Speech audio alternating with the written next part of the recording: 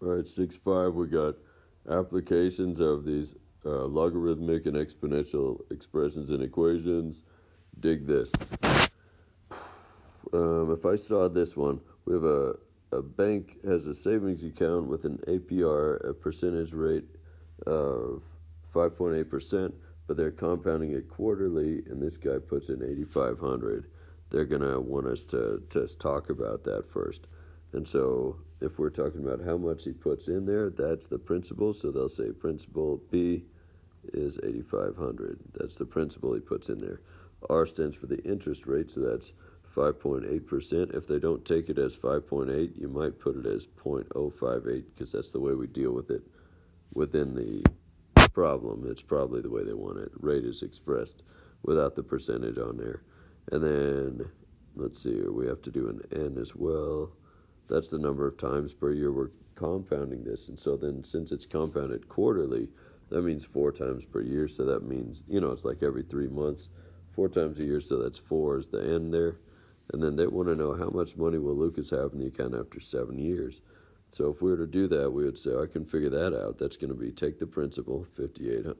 Did I say 5,800? 8,500. It looks like I wrote it right, at least. So that's pretty cool, I guess. Okay, 8,500. That's the principal, and then we'll times that by 1 to keep the 8,500, plus the rate part will be, we're going to times by, what's the rate again? 0.058, maybe that's where I was getting the 58 from.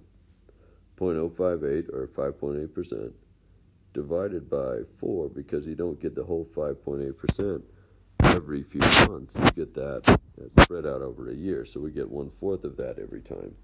So 8,500 times 1 and times the 0.085 divided by 4. And then to the power of, we'll say, this is just going to be however many times we end up compounding it. And so by formula, they're saying put an N and a T there, but what they mean by that is the number of years is the time in T, that's 7 years. But we're compounding it 4 times every year.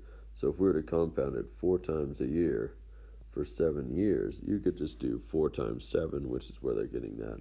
Or in other words, we're compounding this 28 times. And so you could put 28 as the exponent up there.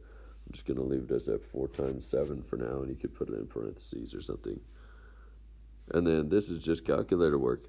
Just shoot 8,500 times 1 plus all that mess to the 4 times 7 power, or to the 28th power, and then hit the equal sign, and it'll give you something, and then we just round it off to the nearest dollar and cents, to the nearest penny, if you will. That would be my take on that one. If I saw something like this, okay, number 2, we start out with $39,000, so that's definitely going to be the principal we're starting out with in every one of these things, and they're saying, let's invest this at an 8% interest rate per year, and then after 5 years, we're wondering, how is it going to be holding up if we compound it different ways? And so we're just going to be running the same problem a bunch of times. It will say 39,000 times 1 plus, and then it's 8% APR, so it'll be a 0.08, divided by however many times per year we're going to compound this. So I'll leave that blank for a second, and then the exponent will also be left blank for a second because we got to figure out how many times we're going to compound it, and that's what's going to be different for each scenario. So let's look at that for a second. If we said annually, if we're compounding this annually, then you would just say, well, that's compounded 1 time per year, so I just divide the 0.08, the whole 8% by 1, or basically leave it alone, because I get to take the whole 8% all at once at the end of the year. And then over 5 years, if I'm just compounding this once a year, then that's 5 compounds by the time it's done, and then that's all you would do. Whereas, if we were to go with like a semi-annual or quarterly or monthly, we're going to start changing those, and just by saying, well, how many times a year am I doing this? If I had to do this semi-annually, that means twice a year. So I'm going to be dividing this thing by 2. Divide the 8% by 2.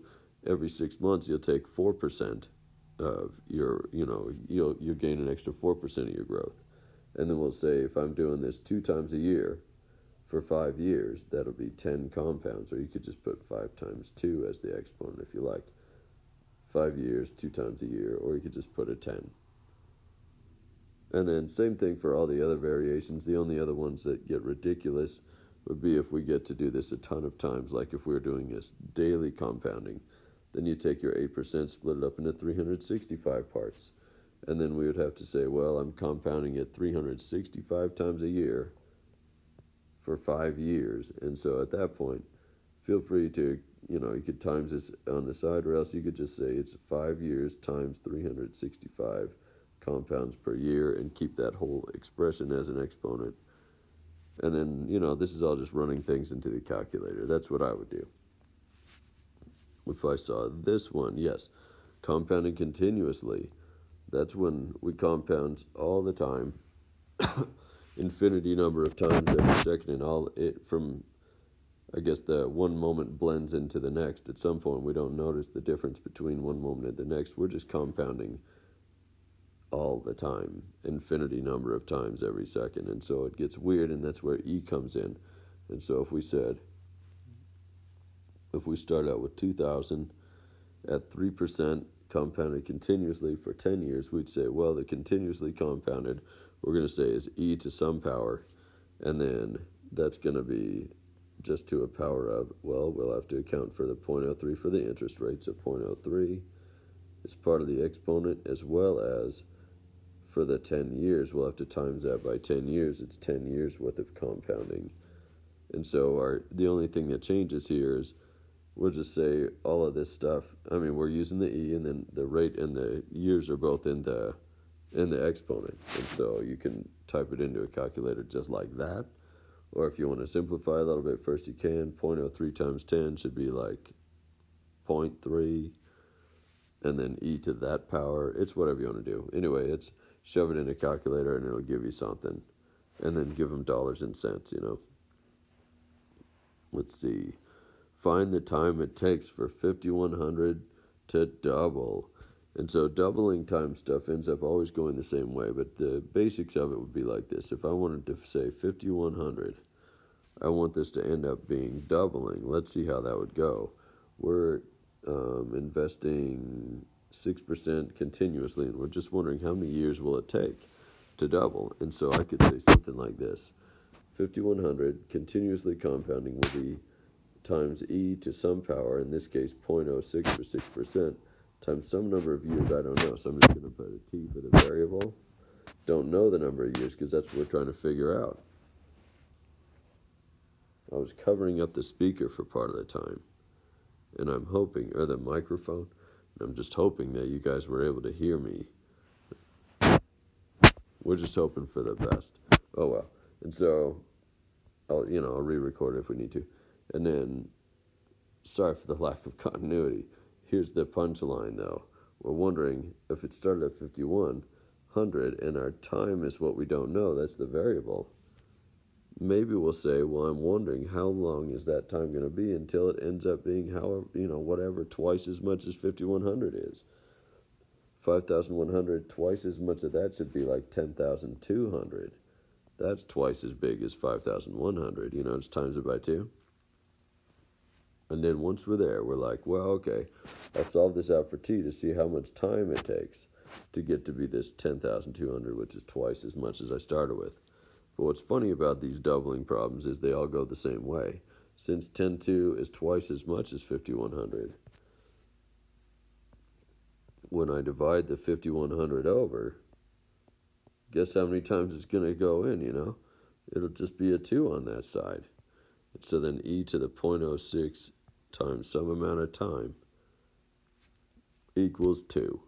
And so that's the way doubling problems always go. That always ends up equaling 2 over there because you're looking for something that's twice as big as what you started with. And it divides well.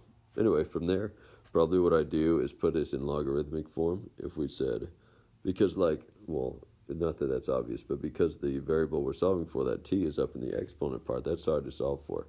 So in log form, this is a log base E of 2 equals 0.06T. That's looking pretty cool, I guess. And then just remember, log base E has a nickname. If you ever have a log base E, that's the same thing as a natural log, or ln of 2. equals 0.06t. And then you can just kind of get the t by itself by dividing the 0.06, and you're done. We have natural log of 2. Take that answer divided by 0.06, and then that'll be just calculator work from there. Wham, and that'll give you a number of years. And then something. Yeah, it says round it to 4 decimal places. So make sure you do that. Same thing for the second part of that. What else? Okay, the number of bacteria in a culture, this is number 7, is given by the function n of t equals 1,000 times e to the 0.15t. We're wondering, okay, what are some things that we know about this? They say, what is the relative growth rate of this bacterium population? They're putting this in terms of percentages. I see the word percent there, so I'm going to go ahead and say, well, remember, the rate is always up in the exponent next to the time, and so we'll say, well, it's 0.15. That should be 15% growth rate relative, And then what's the initial population of the culture? That's where we always start off with. This one started out as 1,000. And then how many bacteria will the culture contain at time t equals 5? That's where we're just running numbers. And we'll say, well, I'm going to say start with 1,000 bacteria times e to the 0.15 times time, and that's where they give us a 5. So we'll just plug a 5 in for the t, and then we'll run the numbers. Remember that 5 is part of the exponent timesing with the 15. So you can leave it like that and shoot it in a calculator like that, or if you don't like to do that, you can just go 1,000 times e to the, and then times these before you put it in a calculator. 5 times 15 is 75, I think, so it should be a 0.75 exponent. Or you can just leave it as 2 separate things and shove it in the calculator. Either way, it'll come out to what you want. They want to know how many bacteria, and it'll be some huge amount,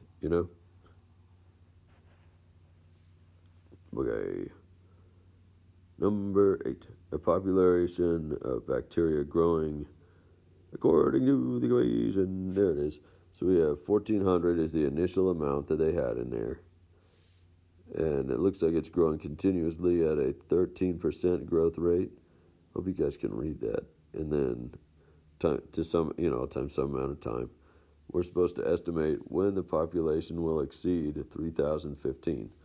So what I might do is we'll just solve this thing out, and we'll say, well, okay, the population of the bacteria is what we're solving for here anyway.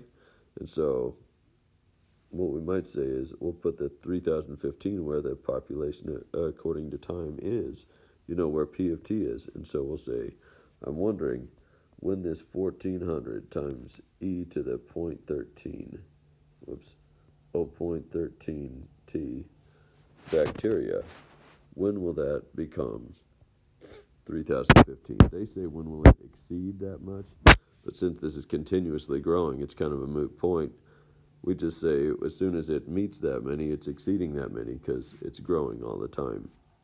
So I'm not going to worry about doing a greater than thing. We'll just solve it as it is. And so if I saw this, I'd probably divide the 1,400 out. And then that would help, And then we'd have e to the 0.13t equals that weird fractions there, 3015 over 1,400. You can reduce it if you want. I'm not going to bother. And then we'll just put it in log form is what I would do. Since that's an e there, then when we write this, it'll be, once again, that's a log base e, which is a natural log. Let's go ahead and make that look normal.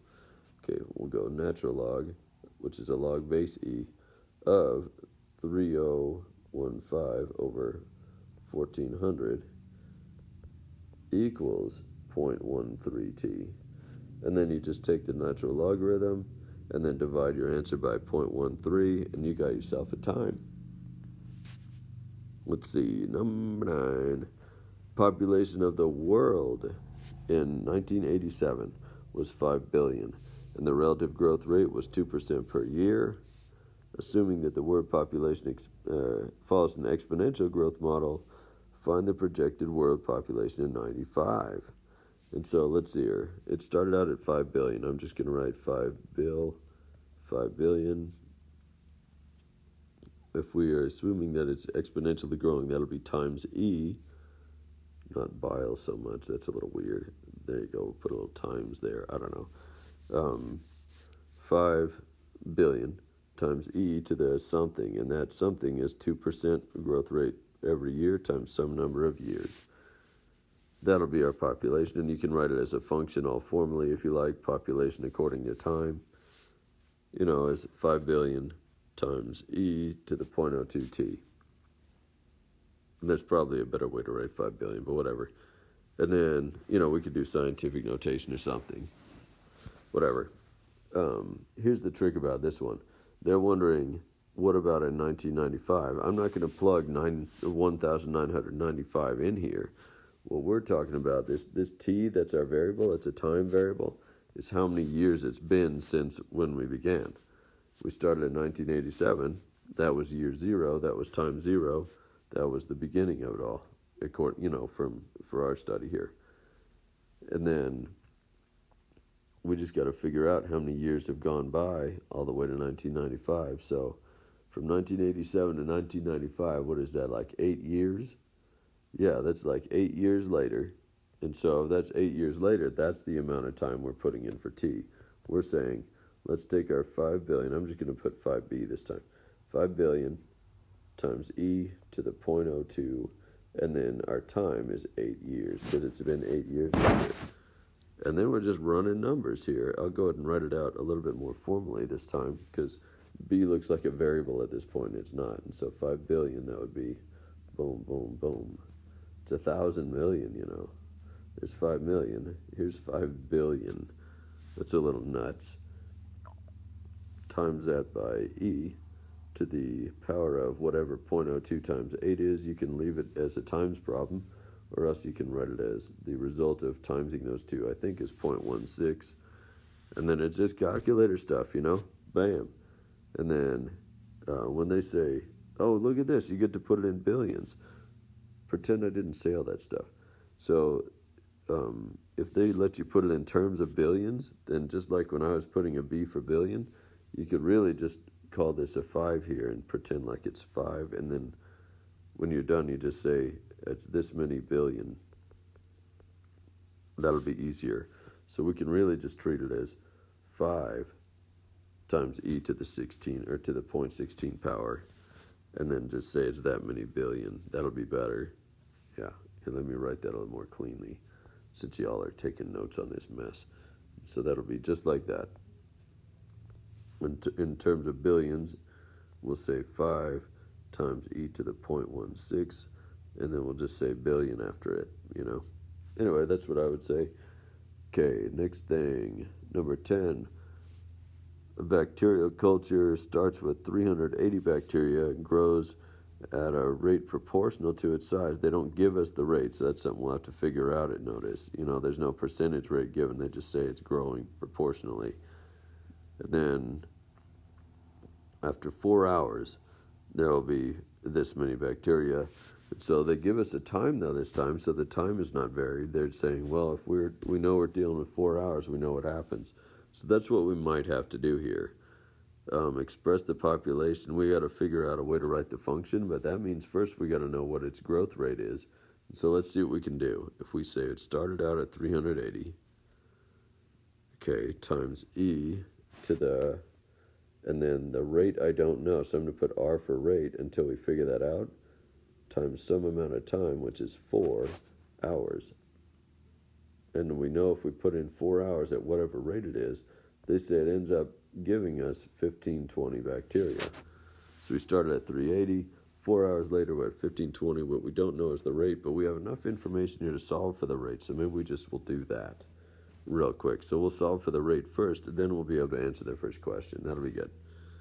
Okay, maybe I'll get the 380 out of there. I'm trying to get the r by itself, and so we'll get the 380 out of there. Then we'll have e to the r times 4 is just like 4r, I guess. And then equals 1520 over 380. You can reduce that if you want to or not.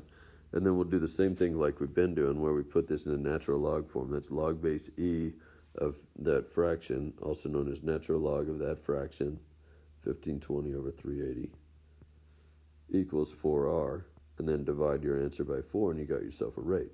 Rate equals natural log 1520 over 380, all that junk divided by 4. When I did this a minute ago, I was running those numbers. When I was running the numbers, let's see here. I did that on a calculator. I think it comes out to about 35%. I don't know how accurate they're going to need you to be, but since theirs tend to be just in, like percentages, they tend to be like 2 decimals out. I'm going to put that this is about 0.35 is our rate here. It could be, it's really I'm looking again, 0.346, 5735, all this stuff. So I'm going to put 0.35. Hopefully they'll take that. If they don't take that, then just keep giving them more decimal places on it, but you'll have to run this in a calculator to be more accurate than that. Anyway, though, if that's our rate, then we'll say, I know what my function is. This is 380 is the start, times e to the 35t, to the 0.35t rounded. Or else you can put the whole natural log expression there as the exponent. That's nasty. Anyway, then they'll say, what will the population be after 6 hours? Once you have that rate figured out and this expression figured out, you just plug in 6 hours for time, put 6 in for t there, and that'll be good. And then how long will it take for the thing to reach 2390? That is like one of the other problems we did, I think. And so I'm going to let you guys figure that one out. Let me know if it gives you trouble. And then this one I wanted to talk to you about. Okay, the pH scale for acidity is defined by, and they say pH equal to negative of the log base 10 or common log of this H plus thing. And they define your H plus for you. That H plus with those funny brackets is the concentration of hydrogen ions measured in moles per liter. So whatever, they're just saying we're going to be relating these two variables. One of them is the pH level, and one of them is the hydrogen plus, or the H plus level. So let's go ahead and look at that here. Boom. Okay. 2 questions about it. First off, it says the pH of ammonia is 11. Calculate the hydrogen concentration. And so I guess what we'll say is if the pH is 11, that's given. We'll plug that in for the pH. And so we'll just say 11 equals negative common log, or log base 10, of the hydrogen level here, concentration. And that's no big deal. Probably I'll just put this thing into exponential form so we can get that H plus by itself, because that's the variable we're solving for, you'll notice. But before I do that, there's a weird negative sitting here in front of the log, and that doesn't go well. It's hard to translate these things into exponential form if there's something in front of the log. So what I'm going to do is take a cheater's approach and just notice that that's like a -1 timesing. A -1 timesing in front of the log, and I'll just divide both sides by -1. That'll be cleaner, because then we have -11 equals common log, or log base 10, of our hydrogen concentration. And then it's time to just, let it go. We'll go exponent form, and this will be 10 to the -11 power. Here, I'll shoot over here into the corner here.